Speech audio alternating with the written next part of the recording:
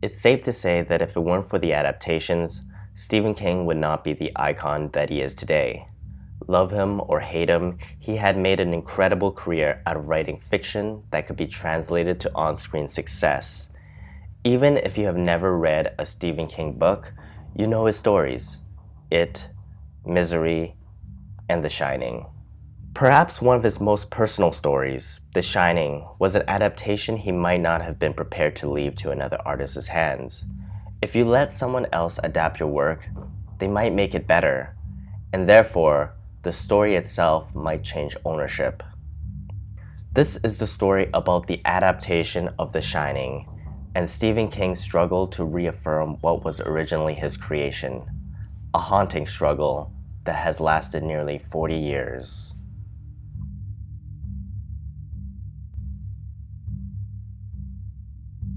The Shining was the first book that Stephen King wrote where he was considered financially stable. On top of his earnings from his previous novels, Carrie and Salem's Lot, he had received a multi-book deal from publisher Doubleday. With pressure off of his shoulders, King decided to take a trip to Boulder, Colorado in 1974 to take on a short residency. It was there during the off-season. Stephen King and his family spent one night at the Stanley Hotel. King had been working on a story called Darkshine, about a boy with psychic abilities in an amusement park, but he preferred a setting that was more isolating, and the hotel served as the inspiration. The King family found themselves as the only guests in the 142-room Colonial Hotel. King had a dream that night about his son running through the corridor, screaming, being chased by a fire hose. He woke up, lit a cigarette, looked out the window at the Rockies, and by the time the cigarette was done, the book was in his mind. The first draft of The Shining took 4 months to write and was published on January 28, 1977. The Shining was Stephen King's confession. As a young father, he felt a lot of anger towards his children. Like his character Jack Torrance, an alcoholic who had recently broken his son's arms, Stephen King was feeling a lot of guilt for his poor parenting during those early years as a father and a struggling writer. He poured all of it into The Shining. As he puts it, he was getting it out of his system. At its roots, Stephen King's The Shining was about a family disintegrating, his worst fear. However, what Stanley Kubrick had in mind was a bit different. Hungover and shaving, King received a call from Stanley Kubrick one morning, saying that he wanted to adapt The Shining. Immediately, Kubrick started rambling about his philosophy about ghosts and how every ghost story is an optimistic story.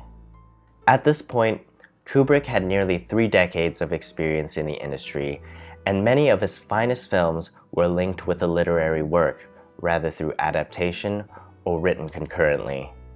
Lolita, released in 1962, was based on the novel by Vladimir Nabokov. Dr. Strangelove in 1964 was based on the book called Red Alert by Peter George. 2001: A Space Odyssey was released in 1968, which was followed by a novel by Arthur C. Clarke.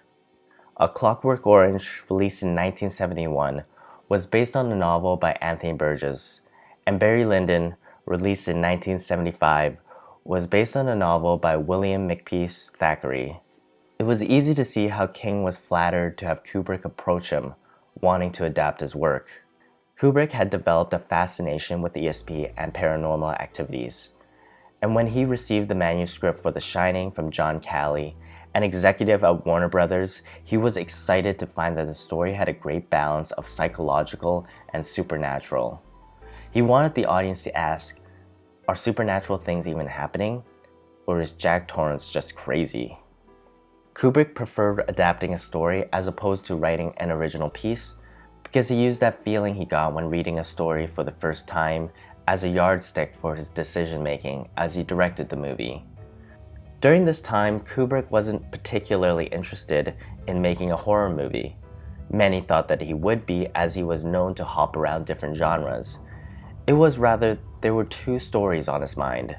One was Stephen King's The Shining, and the other was Diane Johnson's The Shadow Knows. Kubrick was a particular artist and he ended up choosing to do The Shining, but he hired Johnson to write the script for it rather than pursuing The Shadow Knows, even though she had never written a script before. Stephen King, on the other hand, had written a script for the movie, but allegedly Kubrick never even read it. After reading the initial manuscript for The Shining, and even though he appreciated the story, he found King's writing to be weak. Kubrick called up Johnson and proposed a meeting, as he had been known to do with other writers. And in the meeting, he offered her the job of writing the manuscript for The Shining. So she took it. In about 11 weeks working with Stanley Kubrick, Diane Johnson wrote the script. The movie's initial release was on May 23, 1980, and it received mixed reviews. The common criticism was that the film was too slow-moving for a horror, and many found that the characters were hard to relate to. Despite the slow start, The Shining, which cost $19 million to make, ended up earning a profit with a domestic gross of over $44 million. Yet, The Shining is one of the few Kubrick films that failed to earn a single nomination for the Oscars or the Golden Globes. Still, the toughest critic was perhaps the author of the source material himself. At first, King gave a fair critique of the movie, famously saying that there's a lot to like about it, but it's a great big beautiful Cadillac with no motor inside. You can sit in it, you can enjoy the smell of the leather upholstery. The only thing you can't do is drive it anywhere, so I would do everything different. The real problem is that Kubrick set out to make a horror picture with no apparent understanding of the genre. Everything about it screams that from beginning to end, from plot decision to the final scene, which has been used before on The Twilight Zone. Kubrick didn't care too much about what King said. He had his reasons for the changes he made, feeling that King spent too much time focusing on the character's background, or as he would put it, overcompensating. For King, the character arc was the most important factor of his story. It was his personal tale after all, and Kubrick dismissed all of that. In the film, King felt that Jack Torrance's character was one note. He was always crazy. But perhaps the most critical change that Kubrick made to the story was the ending. First, he omitted all the topiaries that came to life in the novel, saying that due to the special effects of the era, it simply wouldn't do and would have most likely come across as hokey. The second change was how Jack Torrance died. Spoiler alert. In the novel, it was the explosion of an aging boiler that caused the death of the main character, while in the movie, Jack freezes to death outside. King said it best, the book is hot and the movie is cold. The book ends in fire and the movie in ice. Finally, the last shot of the movie was a framed picture years ago, a celebration at the Overlook Hotel. At the center, we see Jack Torrance smiling. This sparked the theory that Jack was a reincarnation of an employee at the Overlook, and he was destined and doomed to be trapped in the hotel forever. This was the Twilight Zone moment that King referenced in his criticism. While it might have seemed like Kubrick had ultimately disrespected King's original work, one can actually see many moments in the movie where he was loyal to the source material. The famous ballroom scene, where Jack sits in the bar, desperate for a drink, and then encounters a phantom barkeeper named Lloyd, is perhaps the most loyal to the novel. For me, rarely can a novel make my skin crawl, but remembering how I felt reading that sequence with Danny Torrance leading up to that bathtub scene, then seeing it come to life so effectively on screen is perhaps the moment that linked both novel and film. Two very different experiences, one chilling, visceral effect. Even though Kubrick's The Shining didn't get the recognition it deserved upon its release, over time it gained critical acclaim and many even deemed it to be his finest work. While King and Kubrick continued on with their careers, The Shining entered the height of its pop culture relevancy. From the highly quoted, "Here's Johnny," to the words "Red Rum" scribbled on the walls, to the iconic scene of the twin girls in the hallway. All visuals that Kubrick immortalized. King's ownership of The Shining had faded. After gaining some momentum in television with the 4-part miniseries of what I consider his masterpiece, The Stand, Stephen King jumped on the opportunity to reclaim one of his most precious work, The Shining. Essentially, he wanted to fix everything that Kubrick did wrong. The script for the 3-part series was written exclusively by King, and he wanted to stay as far removed from Kubrick's creation as possible. At times, he even rewrote scenes which Kubrick had used from the original novel, such as the famous ballroom scene. Anything that can be done to separate King from Kubrick, King did. On April 27, 1997, The Shining miniseries was released to tepid response. While some critics found it to be a creepy suspense in a drawn-out experience, many more found it inferior to Kubrick's adaptation.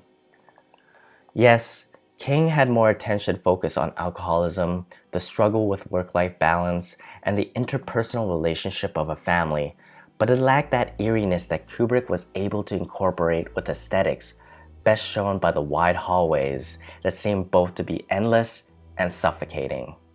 All that represented the haunting of the hotel. This was lost in King's version, where he had chosen to use the spark of his original inspiration, the Stanley Hotel, as the design. Simply put, placed side by side, Kubrick's version was deemed scarier, and when it came to a horror story, that was the key criteria.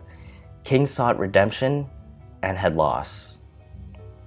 On March 7, 1999, Stanley Kubrick died in his sleep from a heart attack at his home in Chadwick Bury Manor, United Kingdom. A few months later, on June 19, 1999, Stephen King was the victim of a life-threatening car accident while walking on the shoulder of a road in Lowell, Maine. Stephen King survived, but the feud between the two artists was over. However, the story of The Shining was not. During a promotional tour for Stephen King's novel Under the Dome in 2009, King brought up a concept for a sequel, a story which will follow an adult Danny Torrance as he navigates the world with his paranormal powers and his haunting past. King made a poll on his official website asking his fans which story they would want to read next, the sequel to The Shining or another installment in his Dark Tower series. The poll lasted 1 month, and in the end, The Shining sequel, which will be titled Dr. Sleep, beat out The Wind Through the Keyhole, the Dark Tower prequel, by a mere 49 votes. On September 24, 2013, Dr. Sleep was published. In 2014, Warner Bros. Pictures acquired the right to the Dr. Sleep adaptation. It took over 3 years to secure the budget, and only when the studio saw success with the remake of the Stephen King classic, It, in 2017, that they got the green light to move forward with Dr. Sleep. Mike Flanagan, creator of The Haunting of Hill House on Netflix, signed on to direct the sequel that, as he stated, would be a 3-way connection between Stephen King's The Shining, Stanley Kubrick's adaptation, and Stephen King's Dr. Sleep. Dr. Sleep was a story written completely removed from what Kubrick had created. So one of the earliest conversations that Flanagan had with King was getting his blessing to combine the worlds. Perhaps a true test of King's character was accepting that Kubrick's film had become the undisputed representation of The Shining. It's what the world recognized. The conversation between Flanagan and King went well, and King gave his encouragement. The movie is an adaptation of King's work, but it will exist in the same cinematic universe as Kubrick's film. Dr. Sleep is expected to be released on November 8, 2019, starring Ewan McGregor in the role of Dan Torrance. And with that, there is finally peace on The Shining front. What is your favorite version of The Shining? And is there a movie based on a book that you're curious about? Let me know in the comments below. And don't forget to subscribe for more videos on the journeys of writers and creators.